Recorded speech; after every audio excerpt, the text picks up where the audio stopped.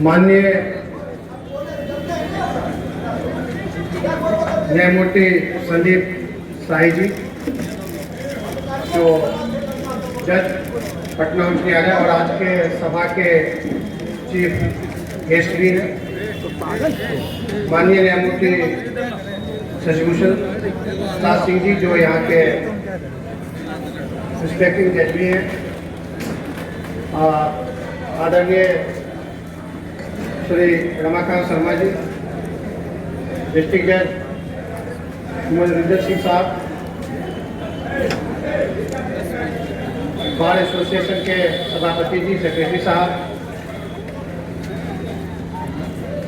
आदरणीय अजय ठाकुर जी, PS साई जी, आशुतोष बाबू,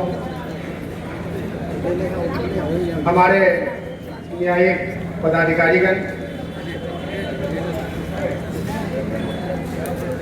बच्चे जो इस कोने में देख रहे हैं बैठे हुए हैं, मीडिया कर्मी, भाइयों और बहनों,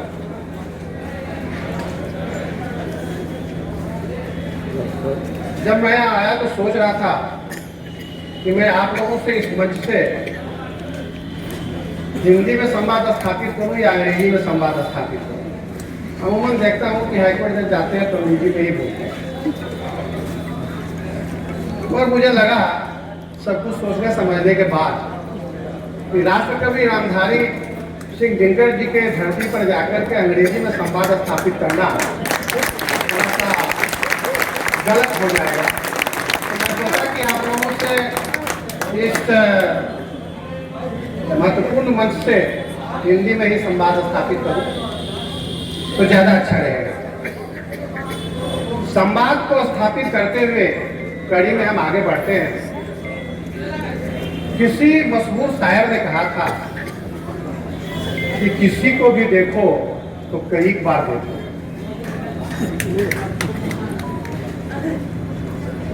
वजह इसलिए कह रहा हूं कि जिस महान व्यक्ति को श्रद्धांजलि देने के लिए हम यहाँ पर आज एकत्रित हुए हैं, उस महान व्यक्ति को सच्ची श्रद्धांजलि आप एक रूप में और एक बार देख करके नहीं दे सकते। वो इतने बहुआयामी प्रतिभा के धनी, इतने विलक्षण प्रतिभाएं एक व्यक्ति में होना, उस चीजों को समझने के लिए उस व्यक्ति के बारे में आपको बार बार सोचना पड़ेगा और कई बार देखना पड़ेगा। इसीलिए मैंने संवाद स्थापित करते हुए शुरू में ही आप लोगों से कहा था कि किसी को भी देखो तो कई बार देखो। जो बाढ़ के लिए उनका समर्पण था, जो जनमानस के लिए उनका समर्पण था, लोगों को न्याय मिले, बहुत बड़े जमींदार थे, ईश्वर ने उनको संसाधन दिया, मगर संसाधन बहुत लोगों के पास होती है, उस संसाधन का उन्होंने उपयोग किया और इस चीज के लिए कि जनमानस को न्याय मिले, इस सोच को समझिए, इस सोच को प्रणाम, और इस सोच के सामने मैं नतमस्तक हूं। उस समय जब देश आजादी के लिए लड़ रही थी, देश नई नई आजाद हुई थी, और उस समय में उस सोच को लेकर चलना और बढ़ना बहुत बड़ी हिम्मत थी। जमींदार तो वास्तव में बहुत लोग हुए, बहुत लोगों के पास ईश्वर ने धन दिया। अच्छा सोचिए,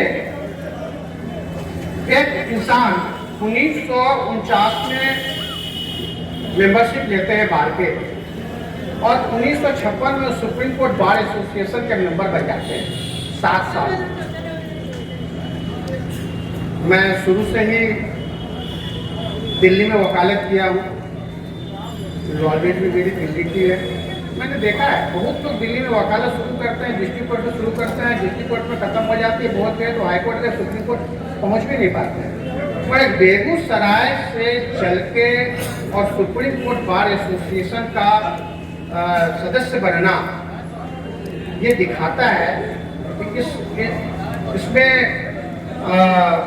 इस महान व्यक्ति में किस तरह की सोच थी, किस तरह की संपूर्णता थी कि अगर किसी व्यक्ति को, किसी वंचित को न्याय दिलाने के लिए अगर हमें बेगूसराय की धरती से दिल्ली तक जाना पड़े तो हम जाएंगे, उसको न्याय दिलाएंगे और संपूर्ण रूप से न्याय दिलाएंगे, अकेले दिलाएंगे।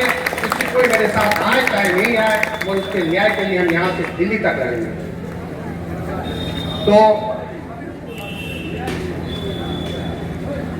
हम लोग देखिए, वकालत कहावत है, हम लोग कई बार बच्चों को सिखाते हैं, बुरा मत देखो, बुरा मत बोलो, बुरा मत सुनो। मगर एक वकालत एक ऐसा पेशा है जिसमें बुरा देखना भी पड़ता है, बोलना भी पड़ता है, सुनना भी पड़ता है। मगर देखते हुए भी, बोलते हुए भी, सुनते हुए भी ये सब कुछ क्षम्य है।